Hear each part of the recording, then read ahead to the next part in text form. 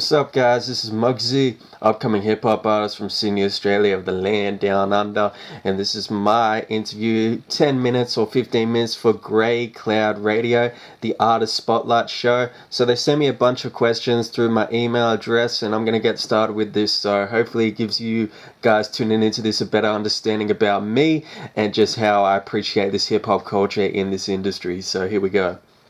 The first question is, how did you get started? Well, I'm 27 at the moment. I started hip-hop music when I was about late 14, early 15. I guess you can say the early thousands sort of era where we had guys like, 50 Cent, G-Unit, Eminem, like Dr. Dre, the Diplomats, Rockaware and Jay-Z and everyone like Damon Dash, all that. Yeah, it was just a good time, man. I remember, at that stage, I was going through an adolescence phase of, anxiety and depression. And I guess you can say before I came into contact with, this hip hop culture, I was kind of like the outsider kid. I didn't really have many friends, and I used to get punked and bullied a lot, which, caused me to lead to, a suicidal mindset. Because I realized, teenagers, they can't see into the future like as a passing kind of phase. They sort of look into the now, and that's why you have so much pain and suicide rates go up kind of thing, because I went through that stage. But I would look at these guys on MTV and BET and VH1, and they just had this godlike mentality of walking into any neighborhood or any situation or any circumstance, and nothing would bring them down. And it was just through their attitude and their anger and their I don't know, overall ability in the person that they were, with their style and their the tone of music, and just like I said, that attitude. And I guess in a sense, hip hop was very therapeutic in a sense. I didn't want to be that shy kid anymore. I wanted to be like those guys on the radio and the TV. So I thought about giving it a bit of a shot. And at first, I started to really mimic, I guess you can say, what M did, because being a white rapper, obviously we've had white rappers before M, like Third Base, Pete Nice and MC Search, and obviously Beastie Boys, and the likes of Vanilla Ice, R.A. the Rugged Man, obviously some of those cats. But I don't think they had much of an impact as what M did. I could go through the whole little origins thing, but I'm going to make this nice and short.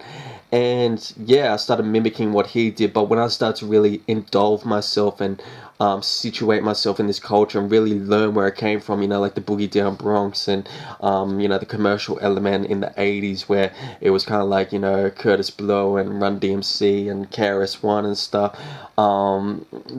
Every single one of those OG guys would say hip hop was brought up on authenticity, and if you are following someone's footsteps and not finding your own path, you will really be frowned upon in this culture.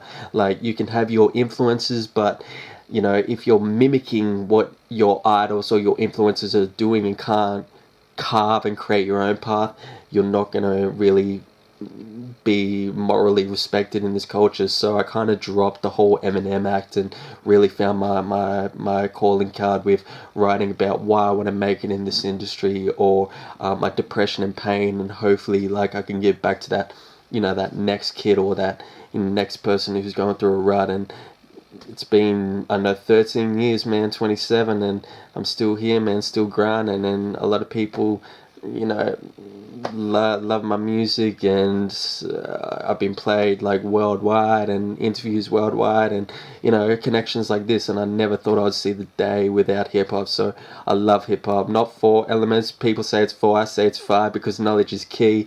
But I love everything about hip-hop, and this is who I am. So that's kind of an introduction on how I got started, and let's go on to the next question. So, introducing your band or group members. It's crazy enough, guys, but a one-man army. Ever since day one, haven't had no manager, no street team, no label, nothing like that. Everything that I've got myself on, such as, you know, radio interviews, acting gigs, and little in-between things with, you know, this hip-hop and music and entertainment industry. I've been grinding it from day one. All I just need is, you know, obviously a cup of coffee and my laptop and just a grind mindset and just like a dream goal. So yeah, like it's just been me from day one, solo man. Your goals and recording projects, that was the third question. At the moment, I'm working on two projects at the moment to end off 2018, going on to 2019. One is my third album. You know, my second album, Understand Me, released in 2013. But you know, in 2013, I jumped into the whole acting field, you know, and then over a course of time, my fans were like, "Yo, Muggsy, we got to hear new music, we got to hear new work."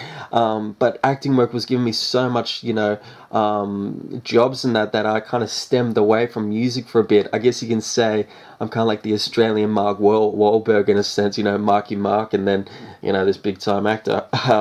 But you know, I'm writing a third album at the moment. All I can say is it's going to be a 2-disc, you know, kind of like what Outkast did, you know, 2-disc, put as much content on there as possible. And the other project I'm working on is Sydney Film School, which is crazy enough. Sydney Film School is working on a mini documentary about me and my career. Like, I never thought I'd see the light of day of something like that happening, you know, because majority of the time you see these documentaries on these big time label artists, and having like Sydney Film School, which is like one of the best here in New South Wales, wanting to, you know, do one on me, it was just, you know, a blessing in disguise. So obviously I'm doing this documentary, which hopefully they'll submit to the film festivals in December at the end of the year. So you fans, you Muggsy fans, or anyone that's, you know, tuning into this, can go check it out. It'll definitely go up on my page when the time drops. But they're my two projects I'm working on for 2018, 2019. Musical influences and interesting facts. Oh man, obviously, you know, like in the hip hop world, we always say top five, and I know that I'm a white boy doing hip hop, but I had to drop M off my list, because like, in all honesty, like I loved M's early stuff, like, you know, Slim Shady LP, Marshall Mathers LP, but like his new stuff now, I'm not really feeling it. Everyone says, "Yo, Muggsy, go check out Kamikaze." I still got to get around to checking it out, but you know, like this new commercial stuff that he's doing, like Venom and I don't know, like just trying to keep up with the times. I'm not really feeling M, so I had to drop him off my top five. But my top five is 50 Cent, Tupac Shakur, Rakim, Nas, and DMX. They're my top five. Each one has their own individually, you know, dopeness to the hip hop culture, but that's my top five: 50 Cent, Tupac, Rakim, Nas, and DMX. So if you are watching this and you haven't heard of like at least like Rakim or Nas, go check him out. Like, stop listening to this bubblegum crap on today's stuff and go listen to that real OG hip hop. And interesting facts.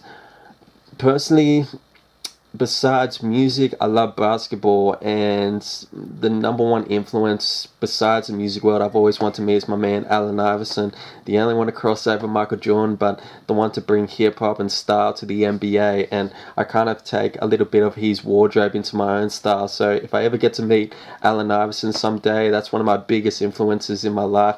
I'll be a happy man. So come to Australia, man, because I've already met like Dennis Rodman and some of the Atlanta Spurs when they came here to Australia. But Alan, come to Australia to see Muggsy. I'm your guy.